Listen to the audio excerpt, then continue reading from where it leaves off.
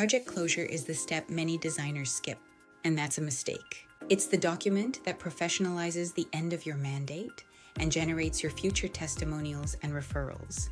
You use it at final delivery, ideally the same day or within 48 hours of project completion.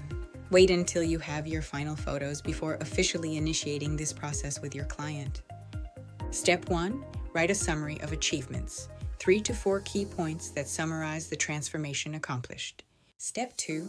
Hand over all final documents to the client, plans, selections, supplier warranties. Step 3. Include a maintenance guide for the installed materials. It's a detail they will remember. What? Step 4. Ask for a written testimonial. Offer to draft the main points for them. They just have to approve. Step 5.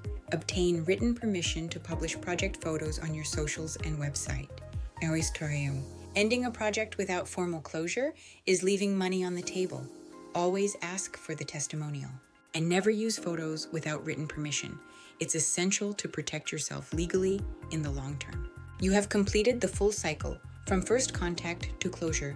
This is the Nexara system. For every new project, start again from DACO 1. Your method is now standardized.